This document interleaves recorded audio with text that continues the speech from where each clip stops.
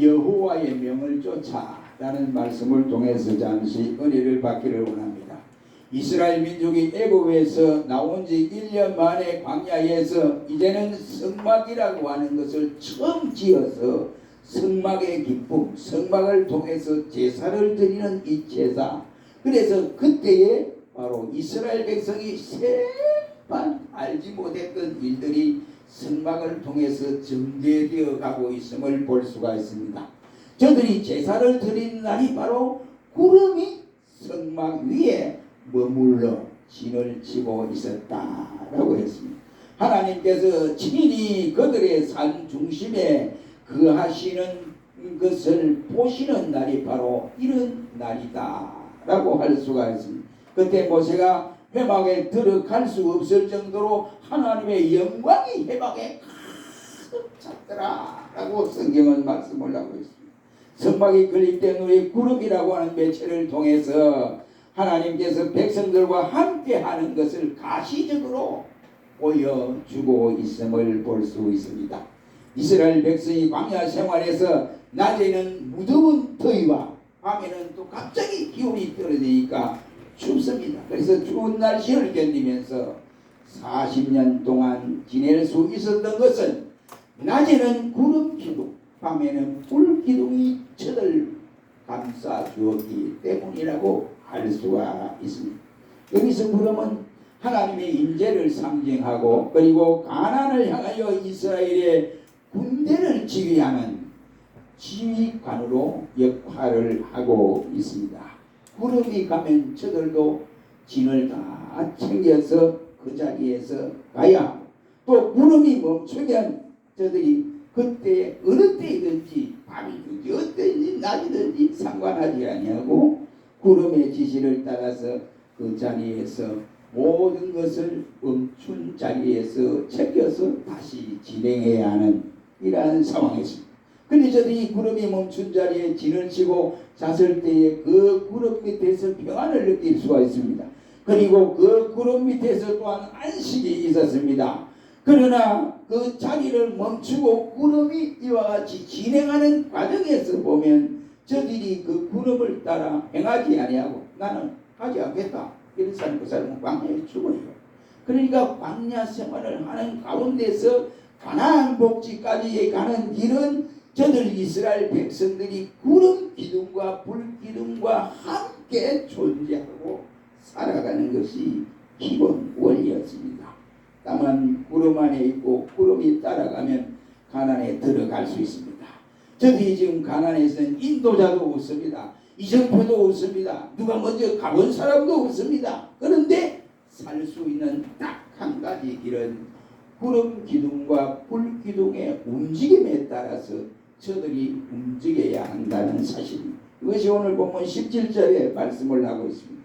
구름이 성막 위에 떠오르면 이스라엘 자손들은 즉시 그것을 철수하여 진행을 했다라고 말씀을 하고 있습니다. 이때 하나님께서 직접 명령을 해서 야 백성들아 일어나 가라 하고 모세를 통해서 명령해 주시지도 않았습니다. 구름이 성막 위에 떠올라 움직이면 진행하라고 하는 하나님의 명령으로 저들 12지파가 받아들이게 되었습니다. 구름이 장마 위에 머물러 있으면 백성들은 진을 치고 그 자리에 머물러 있으라는 하나님의 명령으로 받아들였습니다. 오늘 본문에 보면 여호와의 명을 쫓아 라는 말씀이 여러분 보십시오. 6번이나 강조되고 있습니다. 왜 이럴까? 왜 이럴까? 하나님께서 한 번 아닌 두 번도 귀한 메시지가 있다고 생각하는데 여기 6번이나 여호와의 명을 쫓아 라고 말씀을 하셨으니 분명코 더 귀한 말씀의 역사가 그 속에 숨겨져 있다라고 저는 생각을 합니다. 다른 성경도 다 중요하고 힘이 되는 말씀이지만은 저 개인은 그래요. 저 개인은 이 성막의 말씀을 보거나 연구를 하거나 설교 준비를 하면 힘이 막 쏟아내요. 가슴이 두근두근 하게. 제가 느끼는 성막에 대한 그 은혜를 받은 내 심령이 지금도 이와 같이 살아있다고 생각합니다. 그래서 하나님이 왜 그러면 오늘 본문에 하나 여호와의 명을 이렇게 6번이나 강조를 하고 있느냐 이 말이에요. 그러므로 이 시간 우리는 이 말씀을 중심으로 해서 여호와의 명을 쫓아 라는 말씀을 통해서 잠시 세 가지 측면에서 은혜를 받기를 원합니다. 여호와의 명을 쫓아, 이 말은 첫째로 21절 말씀에 보면 여호와의 명을 쫓아 사는 것은 순종하는 것밖에 없다 이 말입니다. 여호와의 명을 쫓아 살아갈 수 있는 것은 저들 마음대로 사는 것이 아니라 저들이 하고 싶은 대로 장막을 쳤다가 철수하고 뭐 이렇게 하는 것이 아니라 바로 여호와의 말씀을 쫓아 사는 것은 순종해야 한다. 이것을 21절의 말씀을 하고 있습니다. 지금 광야에서 이스라엘 백성들은 구름 기둥 지시에 따라서 움직여야 했습니다. 구름이 머물면 그 자리가 어디든지 간에 저들 네 지파가 장막을 성막을 중심으로 해서 동서남북해서 진을 치고 살았습니다. 그러다가 구름이 공중에서 떠올라 진행을 하면 그것이 1시간 후이든 2시간 후이든지 아니면 언제든지 철수해서 이동을 해야 했습니다. 백성들이 구름을 따라가듯이 우리 모든 성도들은 누구를 따라가야 되냐? 무엇을 보고 따라가야 되느냐? 하나님의 말씀을 따라갈 것을 말씀을 하고 있습니다. 무엇을 위주로 해서 따라가느냐? 저들이 모두가 성막을 문을 살짝 열면 성막이 바로 보여요. 그러니까 성막 중심으로 교회 중심으로 살아라. 교회 중심으로 사는 것은 세상의 이치로 살아가는 것이 아니고 하나님이 주시는 말씀의 토대 위에 살아가야 할 것을 말씀하고 있습니다. 우리 그래서 성경을 볼 때마다 말씀을 들을 때마다 아멘으로 가슴에 새겨야 된다 이런 말이에요. 그런데 우리가 성경을 읽을 때 일반적인 책을 읽는 것처럼 그래 읽어서는 안 됩니다. 또한 성경의 말씀을 듣는 설교를 들을 때도 그런 식으로 들어서는 안 된다. 우리가 읽고 순종을 해야 됩니다. 듣고 순종해야 합니다. 이건 내가 순종하겠습니다 하는 이 자세로 우리는 감당해야 한다 이런 말. 성경의 말씀을 아무리 많이 듣고 많이 읽어도 그 말씀을 통해서 내가 순종하지 아니하면 아무것도 될 수 없습니다. 내게는 유익되는 것이 하나도 없다 이 말이에요. 때로는 설교를 많이 듣고 실천하지 못하면 오히려 죄만 짓는 결과를 가져옵니다. 말씀대로 실천하지 못하면서 태포를 막기에다 대고 태포를 많이 듣습니다. 많이 들으면 실천하지 못하면 어떤 결론을 가져오느냐면 기만 높아져. 교만해지고 죄를 짓게 되는 것입니다. 그래서 예수님께서는 말씀을 듣고 행하는 자가 복이 있다라고 말씀을 하셨습니다. 그러니 우리가 아무리 좋은 약이라 할지라도 먹어야 건강을 유지하고 효과가 있듯이 하나님의 말씀을 받아 아멘하고 먹고 힘을 얻어서 말씀대로 순종할 때에 말씀에 약속된 축복을 이어갈 수 있습니다. 우리 21절 한번 보세요. 그리고 구름이 저녁부터 아침까지 있다가 아침에 구름이 떠오를 때는 그들이 진행했다라고 했습니다. 광야에서 해가 지면 매우 싸늘합니다. 그래서 새벽 때는 추워요. 우리와는 좀 다른 관념이 있습니다. 낮에는 햇빛이 강해서 일을 하거나 아니면 행군할 수가 없습니다. 힘이 듭니다. 햇빛이 내리쬐는 이 상황 가운데서 하나님께서 21절에 말하기를 가라. 아침 햇빛이 쫙 내리쬐는 아침에 가라. 명령이 떨어진 것이 구름 기둥이 움직이기 시작을 했습니다. 정말 힘이 드는 시간이지요. 그러나 이스라엘 백성들은 하나같이 다 순종했습니다. 그렇다면 우리 역시도 우리의 감정이나 우리의 환경이나 우리의 건강에 따라서 내 순종하는 순종의 척도가 좌우되어서는 안 된다 이 말이죠.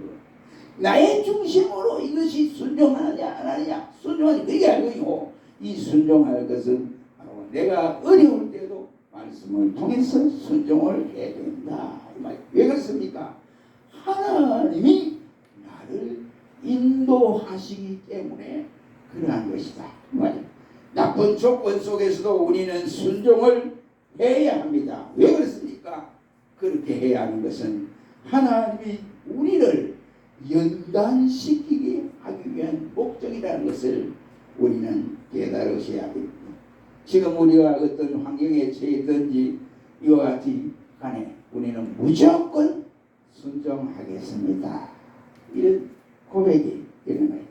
하나님의 주권적 섭리 앞에서 불평을 하거나 우리는 절대로 원망하지 말고 감사함으로 순종하는 여러분이 되시기를 주의 이름으로 축원합니다. 두 번째는 여호와의 명을 쫓은 것은 바로 하나님의 보호하심을 받는 것이다. 이것이 22절에 나타난 말씀입니다. 광야에서 하나님께서는 이스라엘 백성을 낮에는 구름 기둥으로 밤에는 불 기둥으로 보호하여 주었습니다. 이스라엘은 그래서 40년 동안 광야 생활에서 구름 아래 있었다고 말을 할 수가 있습니다. 이스라엘 백성들이 거주한 지 숲곳을 떠나 광야에 들어섰을 때에 얼마나 태양이 뜨거웠겠습니까? 이때 구름이 나타나서 저들 위에 가리워 주었습니다. 밤이 되자 기온이 갑자기 떨어지니까 저기 혹시 이와 같이 얼어 죽을까 봐서 하나님께서 불 기둥으로 저들을 보호해 주었습니다. 저들은 이제 백성들이 애굽에서 나온 지 얼마 되지 않아서 이제 걸어가는 과정에서 어려움이 봉착되었습니다. 그게 뭐냐? 바로 홍해가 앞에 가로놓였습니다. 그래서 보니까 뒤를 돌아보니까 애굽의 부인들이 자기들을 잡으려고 달려오는 장면을 보았습니다. 옆에는 보니까 절벽입니다. 도망갈 수도 없습니다. 그래서 뒤에서는 또 그 가운데 애굽의 특별 병거가 또 잡으러 달려오고 있습니다.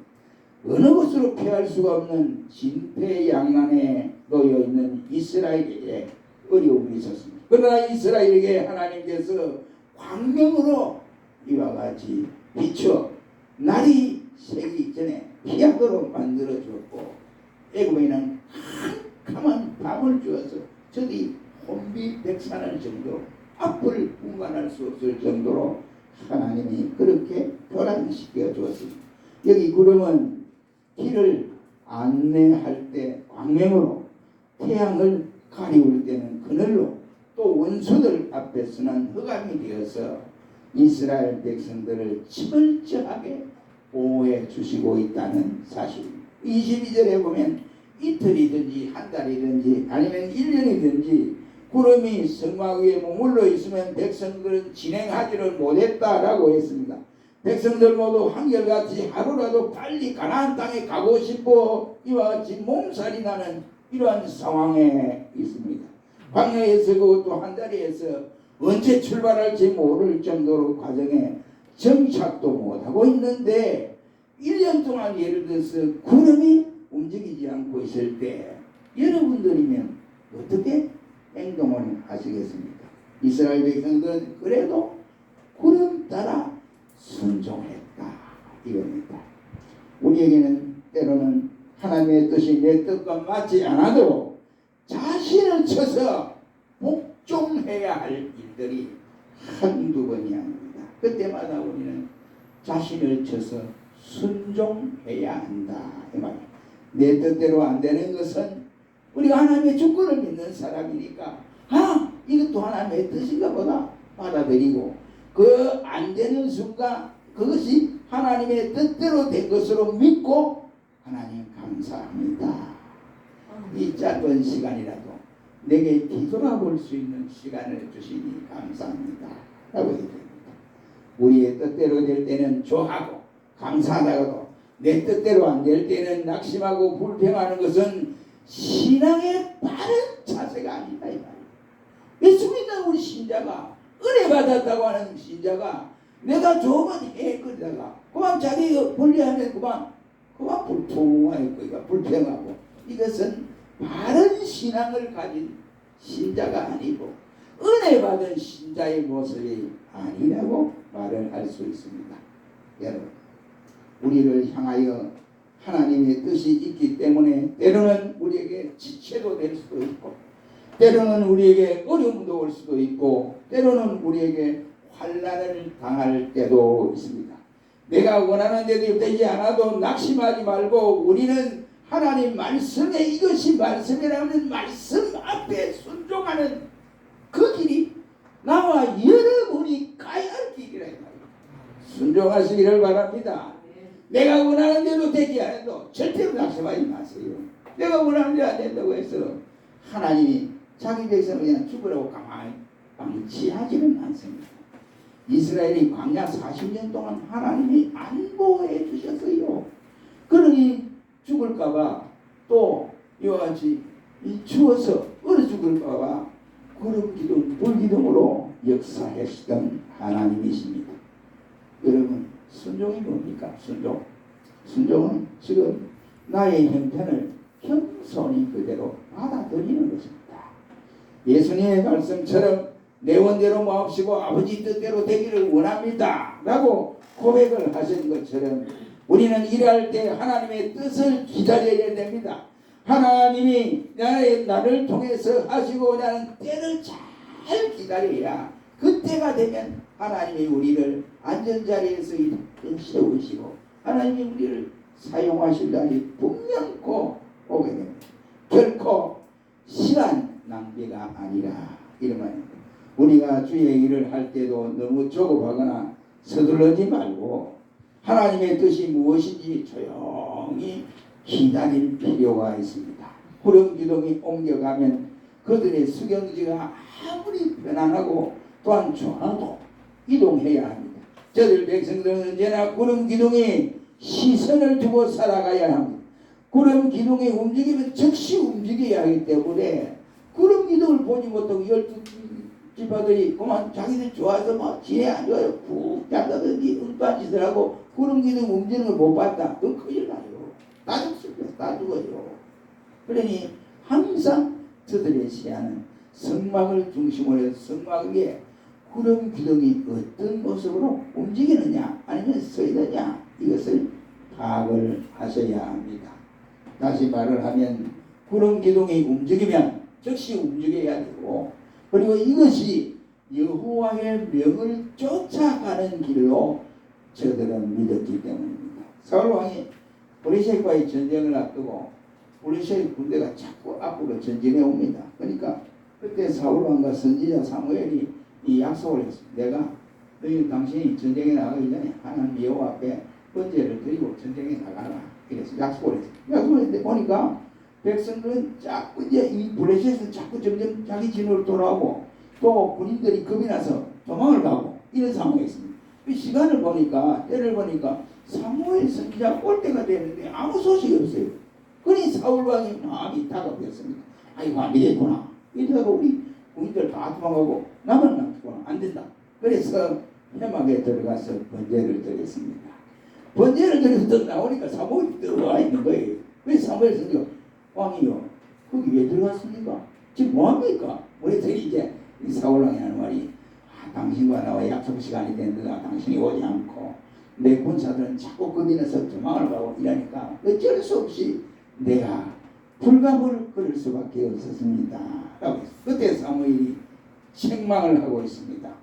여호와의 명령을 받아 책망하는데 왜 왕이 자기 할 일을 안 하고 엉뚱한 짓을 하느냐 이 말. 쉬운 말로 말하면 왜 당신이 그 회막에 들어가냐 말이야. 회막에 들어가야 할 사람은 선지자나 제사장이 들어가야 돼. 왜 당신이 여기 들어가느냐 라고 책망을 하면서 대단히 이와 같은 책망을 했습니다.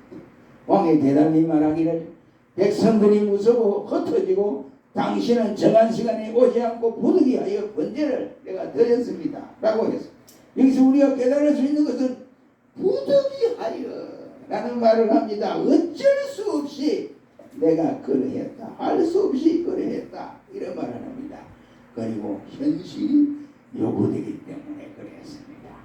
육신이 나약해서 이랬습니다. 이런 이유로는 모두가 불순종에 해당되는 말입니다. 하나님이 기다리라 하면 기다려야 되고 하나님이 이와 같이 조금 더 있으라 하면 있어야 돼요. 그러니까 우리가 너무 조급하게 생각할 필요가 없다. 예, 하나님 하신 일에 기다리겠습니다. 이렇게 이것이 바로 순종입니다. 신앙에는 편법이 또 임시 대처가 통하지를 않습니다. 여러분 다니엘의 세 친구를 보십시오. 느부갓네살이 자기 왕의 신상 앞에 절하지 않는다고 사드락 메삭 아벤노고를 잡았습니다. 그래서 자기 딴에는 아주 긍휼을 베푼체하고 야 너희가 내가 빵판에 볼 때 그때 절하라고 했는데 전 국민이 절하는데 너희들 그때 빵판의 소리를 못 들었지. 그러니까 이번에 내가 용서해 줄 테니까 다음에 빵판에가 퍼지면은 내 신상 앞에 절을 해라. 절을 하지 않으면 평소보다 7배나 더 뜨거운 불로 데워서 불목불에 너희들 다 집어넣겠다. 그때에 사드락 메삭 아벤노고는 왕이여 그리하십시오. 이렇게 말하지 않았습니다. 왕이여 절대로 우리는 왕의 신상 앞에 절하지 않겠습니다. 우리 하나님이 우리를 구하여 주실 것입니다. 그랬더니 너 하나님 안 구해준다 이러니까 하는 말이 설사 우리 하나님이 우리를 구하여 주지 아니한다 할지라도 우리는 절대로 왕의 신상 앞에 절할 수 없습니다 하고는 바로 평소보다 7배나 더 뜨거운 불목불에 집어넣었습니다. 그런데 어떻게 됐습니까? 저들이 머리카락 안 탔습니까? 하나도 타지 머리카락 하나도 타지를 아니했다라고 성경은 말씀을 하고 있습니다. 여러분 순종은 훈련이라고 생각합니다. 작은 일에 순종하는 사람은 큰 일에도 순종할 수가 있습니다. 능력과 권능은 어디에나 내게 있는 것이 아니라 나를 그러한 환경에 집어넣으신 하나님께 능력과 권능이 있습니다. 이거 그러니 우리는 하나님의 능력을 믿을 수 있는 오직 한 가지의 조건은 절대 하나님 말씀 앞에 순종이다. 이러면 사랑하는 성도 여러분 어떤 현상이 내 앞에 전개된다 할지라도 하나님 말씀 앞에 순종하는 백성들이 될 때 하나님이 우리를 보호하여 준다는 확신을 가지시기를 주의 이름으로 축원합니다. 세 번째는 하나님의 명령을 쫓은 것은 하나님의 인도하심을 받는 것입니다. 광야길에는 길이 없습니다. 나침반도 없습니다. 저들이 여행하기 위해서 사전에 지식도 없습니다. 내일을 위한 계획도 없습니다. 언제 장막을 쳐야 하며 언제 진행해야 할지 모릅니다. 이정표도 없습니다. 안내자도 확실한 안내자도 없습니다. 백성들은 오직 구름 기둥만 쳐다보고 가야 할 판입니다. 성막 위에 덮인 구름 기둥만 보고 구름이 가는 곳을 따라 저들이 움직여야 했습니다. 이것은 오직 전적으로 하나님께 의지하고 하나님만 바라는 삶의 자세를 우리에게 알려주고 있습니다. 시편 62편에 보면 다윗은 나의 영혼이 잠잠히 하나님만 바라며 나의 구원이 그에게서 나는도다 라고 했습니다. 다윗은 인생 굴곡이 많은 사람입니다. 양치는 목동에서부터 시작해서 이스라엘의 제1의 왕이 되기까지의 그의 삶은 너무나 험난한 삶을 걸어왔습니다. 나라의 위기에서 공을 세운 그 관계로 사울 왕의 사이가 되기도 했고 급기야는 장인된 사울 왕이 죽이려 하여도 도망을 다니는 신세가 되기도 했습니다. 왕이 된 후에도 그의 아들 압살롬이 반란군을 일으켜서 자기 자리를 넘보려고 했습니다. 그래 얼마나 다급했든지 밤에 밤중에 맨발로 왕이 신하들과 기드론 시내를 건너서 이렇게 도망을 갔다라고 말씀을 하고 있습니다. 여러분 그분이겠습니다. 가장 자기가 신임받은 요즘 말하는 국방명함이죠. 아히도벨이 자신을 죽이려고 하는 가슴 아픈 일을 당하기도 했습니다. 그는 마른 시련 속에서 깨달아진 것은 세상에 믿을 것은 하나도 없고 오직 하나님만 믿는다고 하는 것이 시편 62편의 고백이라고 할 수 있습니다. 우리가 어려울 때에 어떻게 합니까? 행동을 많이 합니다. 말을 많이 하죠. 자기가 어려울 때 말을 많이 합니다. 여러분 말을 많이 하니까 문제가 해결되는 걸 보았습니까? 절대로 되지 않습니다. 문제가 뒷꼬이고 꼬이고 자꾸 꼬이만 가게 됩니다. 나중에는 교회까지 쑥대밭을 만들어버리게 돼요. 마침 이스라엘 백성들이 전적으로 하나님만 의지하고 살아갔듯이 우리는 광야 같은 세상에서 오직 주님만 바라보고 사셔야 돼요. 예수님은 내가 곧 길이요 진리요 생명이니 나는 세상의 빛이니 나를 따르는 자는 어둠에 다니지 아니하고 생명의 빛을 얻으리라. 그 말씀을 하셨습니다. 우리 자신의 의지, 계획, 경영을 포기하고 오직 믿음으로 하나님만 바라보고 주님의 뜻이라면 이것도 좋고 저것도 좋습니다 하는 자세로 살아가야 됩니다. 절대 하나님만 의지하며 살아갑시다. 우리의 눈을 살아계신 예수님을 바라보며 살아야 됩니다. 우리가 때로는 어떻게 해야 할 좋을지, 어디로 가야 무슨 일을 당해야 이와 같이 모를 때에 내가 곧 길이요 생명이다 라고 하시는 예수님의 말씀을 확실히 기억하고 붙으시기를 바랍니다. 내가 말씀을 쫓아가는 확신이 있을 때 하나님이 우리를 인도하십니다. 내가 말씀을 가지고 쫓아가지 않는데 하나님이 우리를 보호해줄 때가 있겠어요? 절대로 그런 일이 없습니다. 잠에서 깨어요. 어떤 경우든지 말씀을 쫓아가야 됩니다. 결론을 내겠습니다. 영국의 해상무역이 발달했을 때에 선박 기술이 세계에서 제1위가 되었습니다. 그때에 그 당시에 만든 데에는 그 나침판을 2개나 만들었다고 합니다. 하나는 많은 사람들이 볼 수 있을 정도로 갑판에 하나는 설치를 하고, 하나는 바로 저 높은 돛 위에 그것을 딱 설치를 해놓고 있었습니다. 그래서 그거 관광객이 하는 말이, 선장님 왜 이 배는 나침판이 2개입니까? 그렇습니다. 하나는 갑판에 있는데 우리가 볼 수 있게 되고, 이거 돛 꼭대기에 있는 저것은 우리가 올라갈 수도 없는데 그 뭐를 폼으로 달아놨습니까? 이래 물은 거예요. 궁금해서. 그러니까 선장님은 예 말씀드리겠습니다 하면서, 이 배는 철로 만들어져 있기 때문에 주위에 쇠조각의 영향으로 인해서 나침판이 잘못 오류가 나타난 때가 한두 번이 아닙니다. 그래서 하나는 돛배 제일 꼭대기에 달아놓으면 이것은 아무런 영향을 받지 않고 자기 갈 길을 향해 우리에게 지시를 해줍니다. 그래서 여기에 갑판에 있는 이 나침판보다도 제일 중요한 것이 돛배 꼭대기에 달려있는 나침판입니다 라고 했습니다. 우리 인생에게도 2개의 나침판이 있다고 생각합니다. 하나는 이성이라고 하는 나침판이 있습니다. 다른 하나는 신앙의 나침판이 있습니다. 우리 모든 것을 이성으로 생각하고 판단하고 이성으로 결정하여 행동을 합니다. 그런데 이성은 자주 우리의 주변에 영향을 받게 되어 있습니다. 그래서 제대로 판단할 수 없게 되어 있습니다. 그러므로 우리는, 모든 성도들은 오직 신앙으로 판단하고 신앙으로 결정하고 행동을 해야 됩니다. 오직 신앙입니다. 오직 하나님의 말씀인 성경입니다. 이것이 여호와의 명을 쫓아가는 길입니다. 사랑하는 성도 여러분, 여호와의 명을 쫓아가는 것은 바로 순종하는 것입니다. 말씀에 순종하는 것입니다. 여호와의 명을 쫓아가는 것은 하나님의 절대적인 보호를 받는 길입니다.